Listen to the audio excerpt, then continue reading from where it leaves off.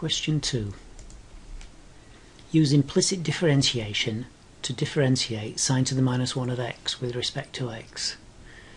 Now, looking at the differential tables, we can see that sine to the minus 1 of x is equal to 1 over 1 minus x squared. But the question says use implicit differentiation. So we can't just quote this result. What we need to do is to let sine to the minus 1 of x equal u. And if I take sine of both sides, I'm going to get x is equal to sine u. Now if we differentiate both sides with respect to x, the differential of x becomes 1, and the differential of sine u becomes cos u du dx. We're looking for the differential as sine to the minus 1 of x, which is the same as du dx, which is what we've got here. So we can write that du dx is equal to 1 over cos u.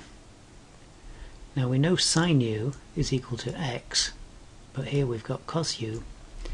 So remembering that sine squared u plus cos squared u equals 1, we can rewrite this as 1 over 1 minus sine u squared. Sine u is equal to x, so we can substitute that, and we get du dx is equal to 1 over 1 minus x squared, which is what the standard tables gave us. So that's the answer to part A. Part B. Evaluate dy by dx, that's the gradient, at point x equals 3 and y equals minus 2. We need to find dy by dx. So we're going to start by differentiating this expression with respect to x. So the differential of 3x squared is going to be 6x.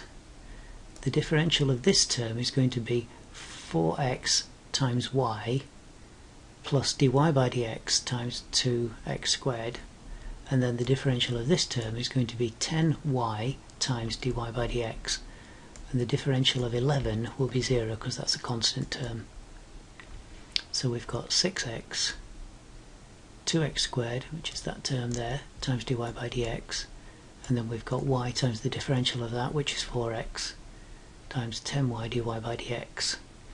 Now what I want to do now is to take the terms that don't have a dy by dx in them onto the right hand side.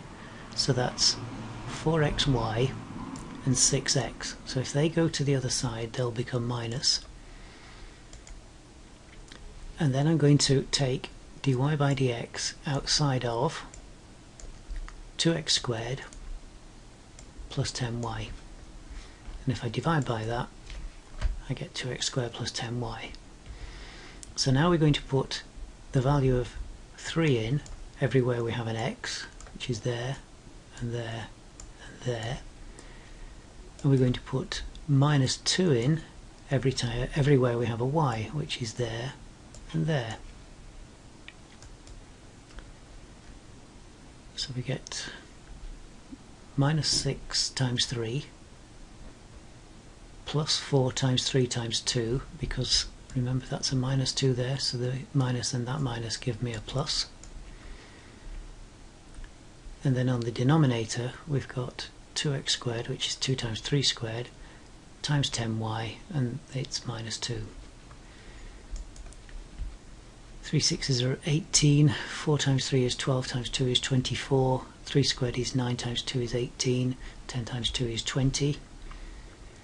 Minus 18 plus 24 gives us 6, 18 minus 20 gives us minus 2, so the answer is minus 3. And that's the gradient dy by dx at the point 3 minus 2.